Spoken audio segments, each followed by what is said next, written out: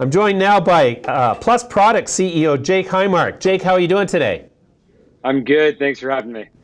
Jake, among the obvious things that have changed since we last chatted in Los Angeles, I guess that was several months ago, you've got a partnership with John Legend, which is, to me, astounding. I mean, the guy is a legend in every way, shape, and form. Tell me about that partnership. How did it come about? What's the significance for a shareholder in Plus Products? Sure. So last week we announced a partnership with John Legend and Casper, the sleep company, in bringing a CBD product nationally. So at Plus, we've been focused for a long time in doing what we call bringing balance to people's lives. And we've done that with THC products. And now we have a CBD product that we can ship to 43 states across the US. Directly to consumers from our website. And John's joined as a really great advocate for us. I think he has a lot of credibility, sort of as being an authority in things that are good for you. And that's a really important piece to a company in a crowded marketplace. Sure, you bet. So your best-selling product is still your gummies? It is, and that's the products that we brought in CBD as well nationally. It's still the number one and number two sellers in California. Wow, so that's pretty significant then. It is. People like our products. More than 50% of them come back and buy them again. We're really focused on delivering products that you can use every day. And there's been a lot of noise lately around vaping and the potential dangers of it. We think if you're going to use something every day, having a food product is a really safe way to actually enjoy it. And we're proud that people are agree with us and are buying our products. Yeah, and it seems the shareholders love what you're doing because your stock certainly hasn't suffered the slings and arrows that the whole sector has. Is that largely a function of your financial position, your financial reporting? I think we have a good balance sheet and we have a very clear identity. I think there are a lot of companies that are trying to do a lot of different things, and it is very difficult to do one thing very well. And at Plus, we make really good foods and we're a really strong brand. And I think that that's resonating with some of our shareholders. It is a tough market right now for a lot of companies, but we're proud that we've weathered the storm. Yeah, you bet. How soon until we see Plus products in every state where cannabis is legal?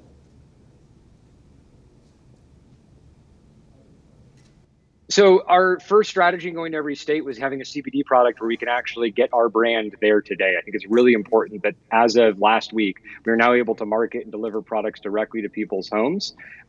We've announced that in Q3, you will see us in Nevada, and we're not changing that guidance, even though we are coming up shortly at the end of Q3. So that's why I'm in Nevada today. Oh, perfect. CBD products, now you can ship those into any state right now, can't you? 43 states we can ship them in. You can't do it in certain ones like North Dakota or Iowa. Oh, really? So those states have opted not to participate in the legalized sort of framework that's been evolved as a result of, I guess that was the Farm Act? Yeah, there's a farm bill that was passed last year that clarified some of the rules on hemp. The FDA was supposed to give guidance this summer. They're likely to come out with it sometime this fall. And there are a few states that aren't participating yet. I think that as people learn more and more about CBD, there are going to be more and more states that legalize it, especially on the edible side, given all the dangers that we're learning about vaping. Right. Okay, so now what about the significance of this Safe Banking Act? Has that had any benefit? Does that add any improvement to the cannabis sector in California or Nevada?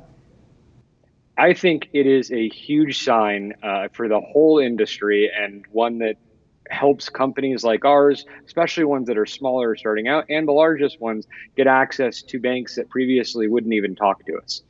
There's quite a few investment banks, for example, here in the US, who wouldn't even have a discussion because retail banks weren't even allowed to bank us. So even if they wanted to do business with us, they wouldn't know where to put the money. And I think that's going to start to change now that this is passed. I think in the long history of cannabis, a few years from now, we're going to look back on the Safe Banking Act as the first federal bill that actually started to change things. And it's really exciting. Oh, wow. So it's more significant than some people recognize. I think when you're as close to the forest as some people are, sometimes all you see is the trees. Yeah. And I think this is a huge change. It is a federal bill that allows people to bank. Right.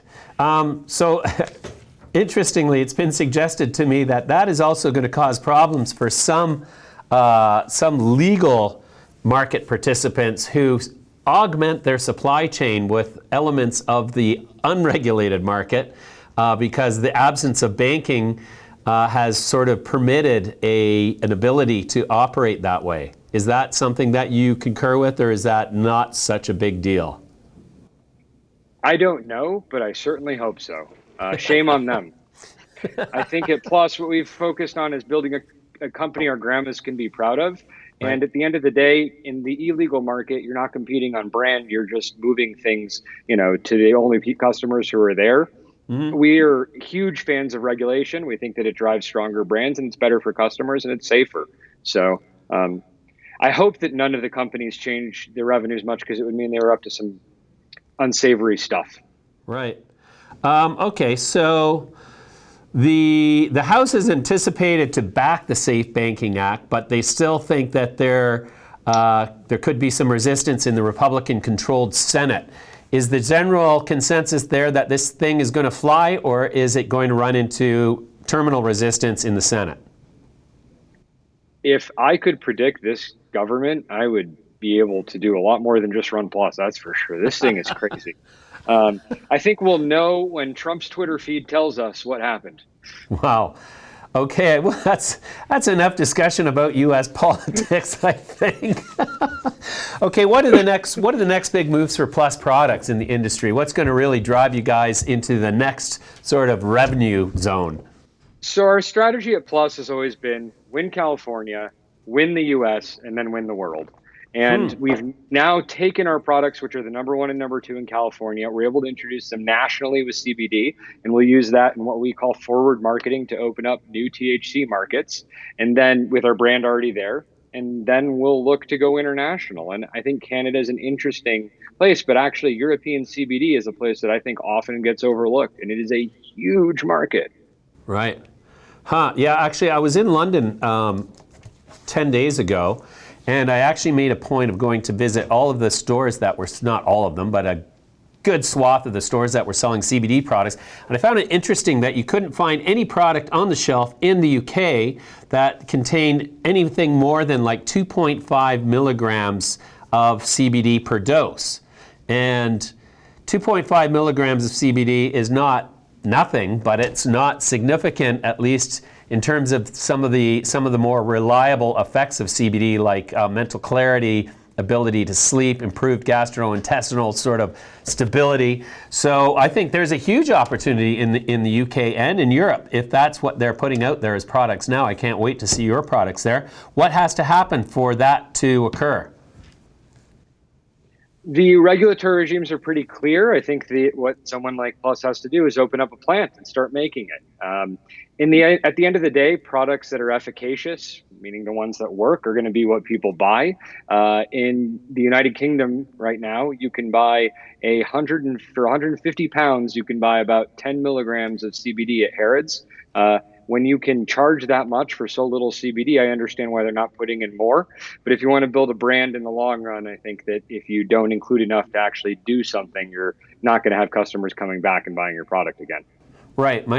I was implying that you're not limited by any regulation in the United States as a U.S. company from setting up a plant, as you say, and selling product into the UK at this point. We are not, because we're a Canadian company listed on the CSE.